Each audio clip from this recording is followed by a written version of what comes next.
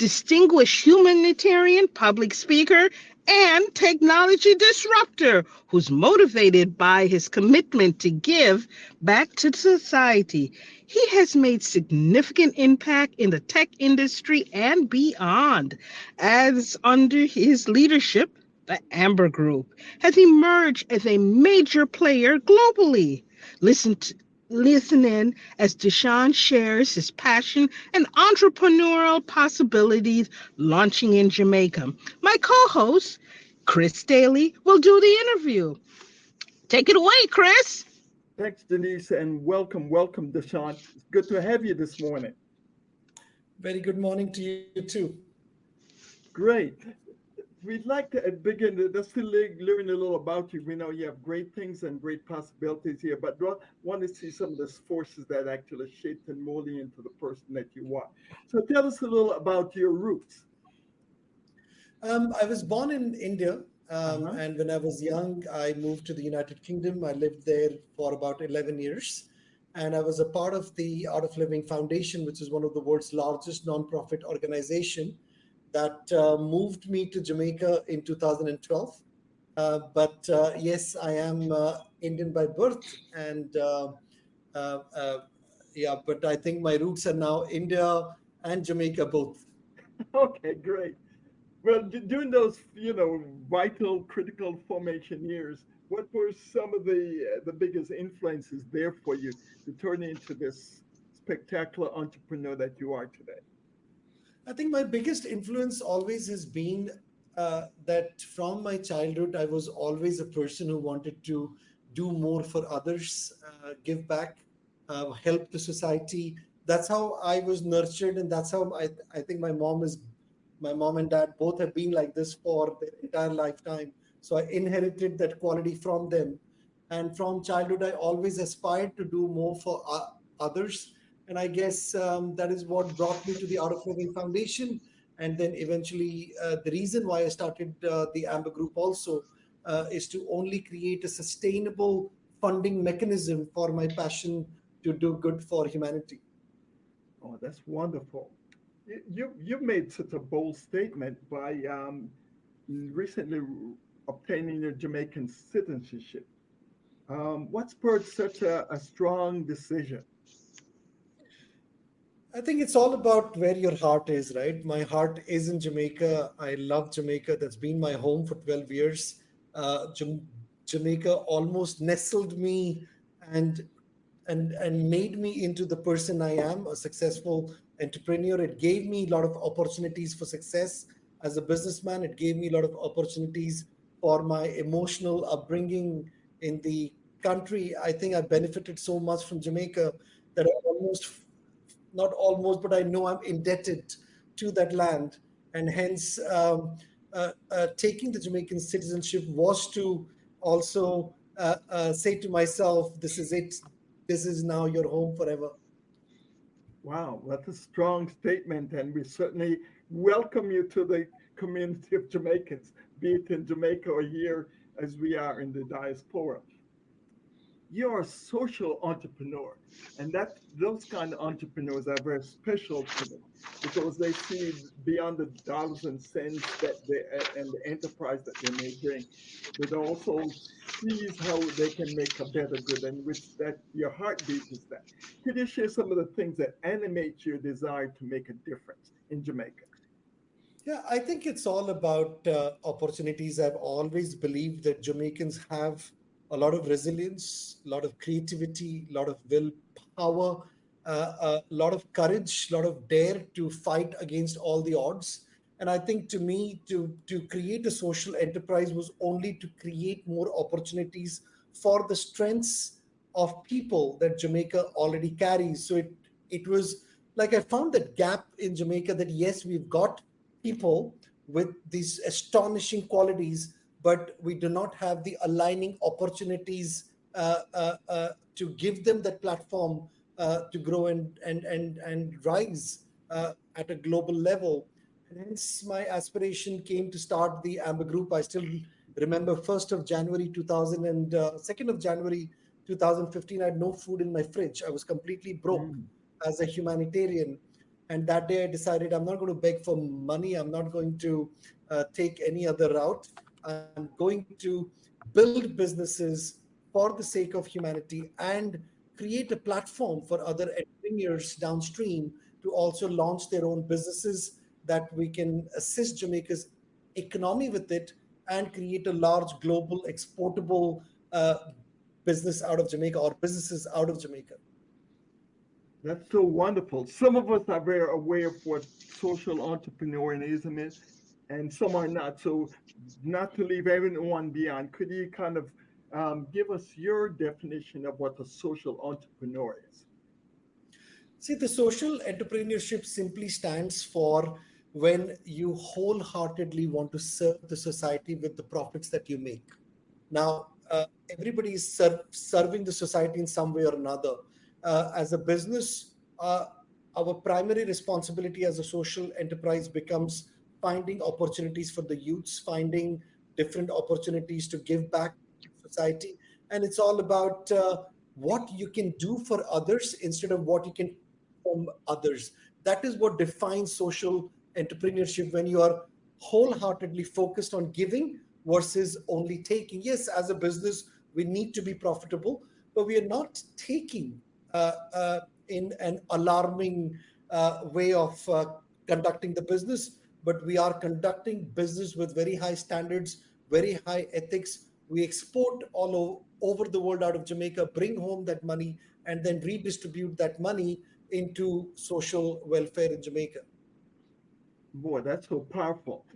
And you talked a little at a high level as to what the culture that you've actually ethical culture that you've actually espoused. Are there some other elements of the culture that you're raising up there to drive your enterprise that you'd like to elaborate on? I think any what I have always believed that we've said this for ages. Our grandmothers have said it, great grandmothers have said it. Whatever good you do comes around, and I think our philosophy is that we keep doing the good, and the good keeps coming around three times by itself. And I believe the success of Amber Group is fully dedicated to the fact that we've always decided to do good with whatever we've got. We never thought that let me become a billion US dollar company and then perhaps I'll take out 2%, 3% of my income and then start doing some charitable work in Jamaica. Even as a startup, we started spending money in the charitable work in Jamaica. We are only 8 years old, but we already spent nearly 400 million Jamaican dollars in the last 3 years alone in serving the society. So we're not waiting for big things to happen in the group after which we will do some good. We are saying we will continue doing the good along with our growth itself. And I think in terms of principles, high ethical standards, hard work from the entire team, and the absolute commitment to the society to give back is I think the bed on which everything is riding as a business. Oh, that's so powerful. Given that you have a global enterprise and you're reaching out to other places, but you chose Jamaica was blessed and gifted with you making it its hub. How did you? Can you give us the backstory about how you arrived at that very critical decision? I moved from UK to Jamaica through the Art of Living Foundation, and 2012 is when I came to Jamaica the first time.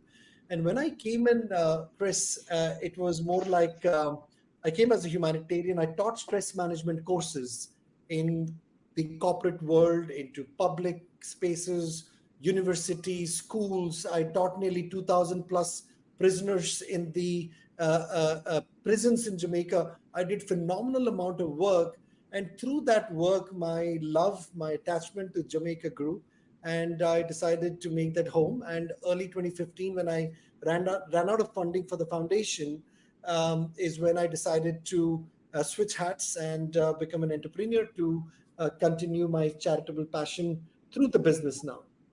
Yes. Okay. Well, let's get to the business elements of the Amber Group now. So, could you give us an overview of its products and services that that's being offered?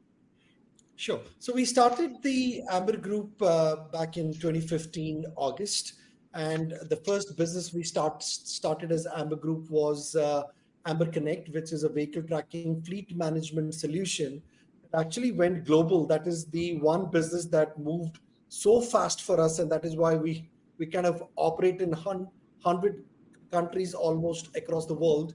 After Amber Connect, when people saw our software and our analytics capability on the software and the user interface and the features, a lot of companies started asking who were our fleet customers. Can you make this software for us? Can you make this for us? So we decided to build the second business out of it. So all the businesses we made are very organic and serves an ecosystem by itself. So we then moved to Amber Innovations, which is our software development arm. We have hundreds of software developers between Jamaica, India, and South Africa and Dubai. And we produce third party software for anybody. In fact, in Jamaica, if you use the JPS app, use the Palace Amusement app, we have got a lot of fintech companies uh, behind which we are the actual backend for them to, from banks to large corporate organizations. So we build software for third parties. Then we started Amber Fuels, which is our fueling software that is also used extremely well in many countries. Imagine this Uber like experience. You drive in, fill gas, and leave, and your card is automatically charged and your invoice is on the app. It's a beautiful platform that we made for uh, petroleum companies. Then we started Amber Pay because we needed a payment platform. So we became one of the largest payment aggregators also in Jamaica now. We are behind many, many large companies with their payment solutions. We built a lot of payment solutions with digital wallets, etc. Then we built Amber Rewards, a whole rewards platform. We went into aviation. We're soon launching ultralights in Negril for tourism aviation. Then we launched Amber Academy, which is an institute of coding where we are sponsoring nearly 500 students at the moment under Amber Academy who are being sponsored for their 1 year training of coding education. We then bought a company in US called Night Vision to launch Amber CyberEye, which is a cybersecurity company that we bought in US and then built out a whole range of cybersecurity products for third-party companies. Then we bought a company in South Africa called Intelligent Business Solutions, which was renamed as Amber IoT. So we design, develop, and manufacture our own hardware for a lot of different use cases. Then we started Amber Fund Me, which is a crowdfunding platform that we white label for a lot of companies. We then went into nationwide news network. We went into the media. Recently, we acquired some significant stakes with them.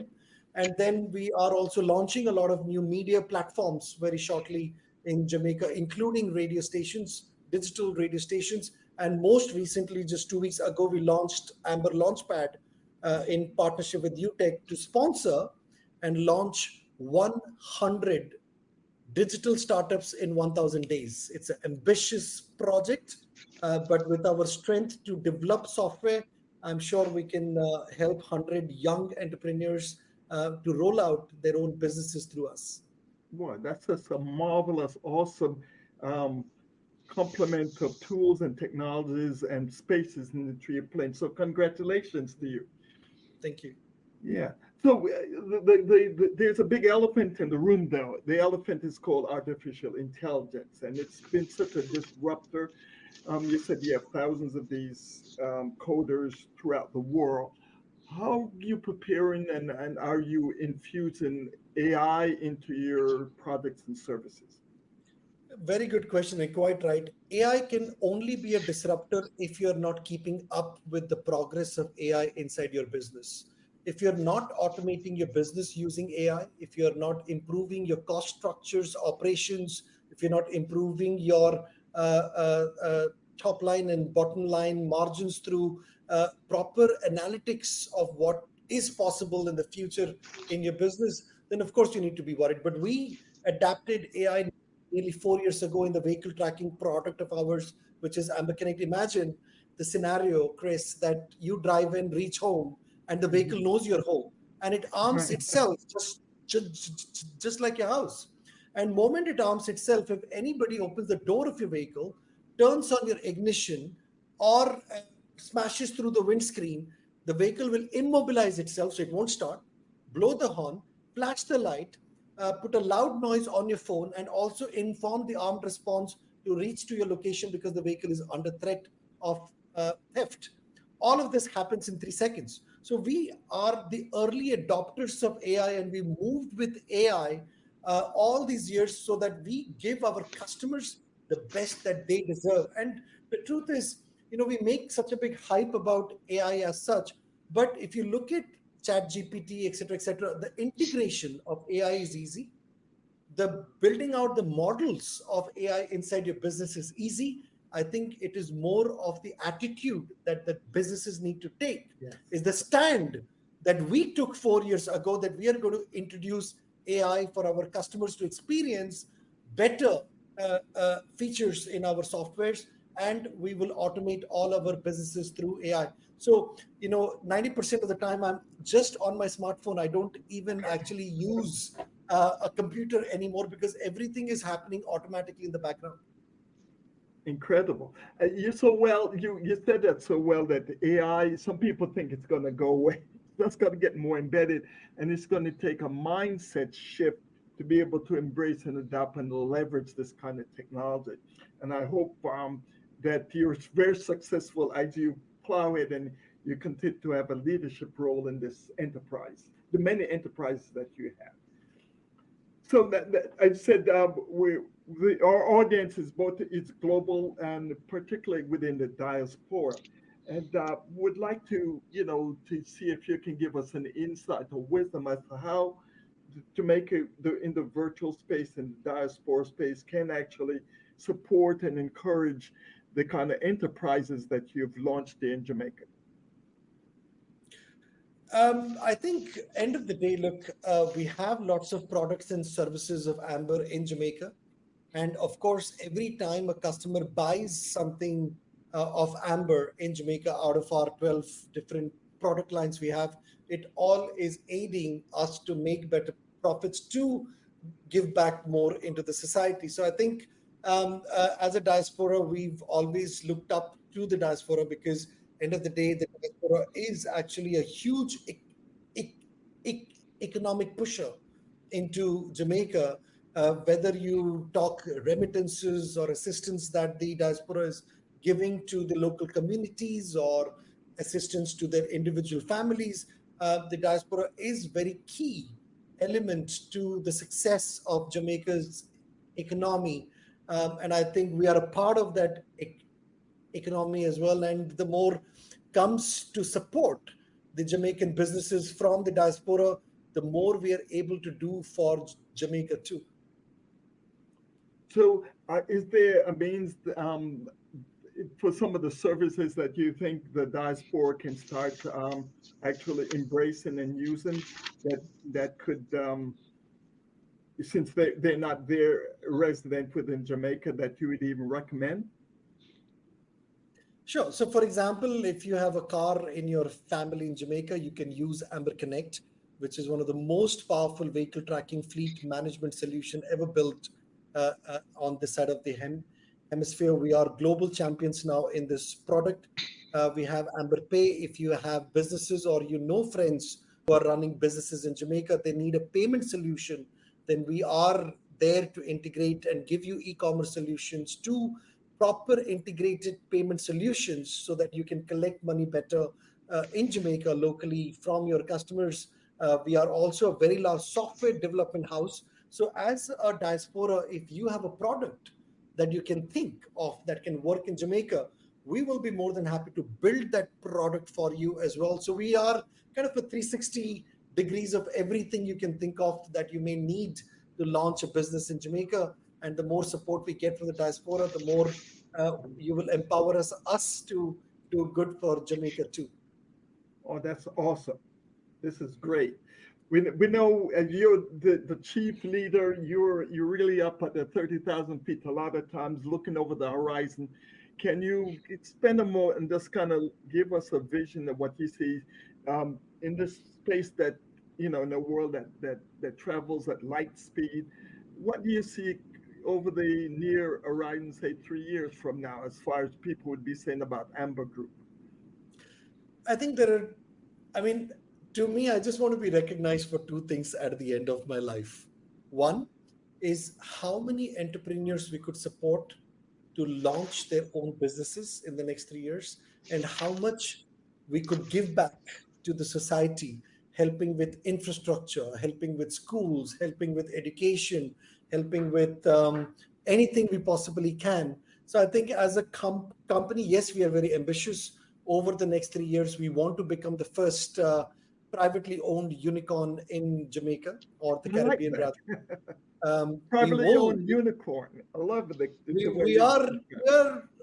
I don't want to say too much, but we are on track to become Jamaica's first 100% privately owned unicorn in a short space of time from now. And 3 years is a good benchmark. Second, I would like to list at some point. I think we built these businesses for the public, and we want the public to be engaged and have their say in growing this business globally. And third, I want to be measured with our success of how much we have done for the society in the next 3 years. That's great. Is Amber Group open for partnerships as a part of its growth strategy? Yes, of course. I mean, like any business's natural evolution at the moment, it is 100% owned by me. We have no shareholders, no debt. We've kept the business very agile, very nimble, and we moved it fast to grow as fast as we could. But I'm sure a point is coming soon where we will need strategic investors who will help us accelerate the growth globally, because sometimes not having investors is also sort of we become an enemy of the growth, sort of, Right. by You trying limit to yourself. retain the shareholding to ourselves. So I'm not, I know at some point we will have to open the doors, and it's just about timing, and it's also about the right partner. Oh, fantastic. Boy, this was such a delightful conversation. Um, in the closing, you've shared so many wisdom, but is there another gem that a closing gem that you have for us and our audience today? From a business perspective, I would only say that, look, I think to me personally, one, be very passionate for what you're doing. Second, never give up. And third, hold integrity over everything in life. A combination of passion, combination of integrity, combination of doing good for the society, and combination of working hard. All of this is actually the true formula for success in personal life and in business both. Awesome. Boy, what a way of ending. Thank you so much. And now Janice is going to share some more of how to follow up and find out more about you. Janice? So, to learn more about Jamaican diaspora, visit JamaicanDiaspora.com. To learn more about Chris Daly, visit ChrisDaly360.com. And to learn more about Dushyant, the Amber Group, and all the fantastic things that he's doing, you can email him at info@ambergroup.com.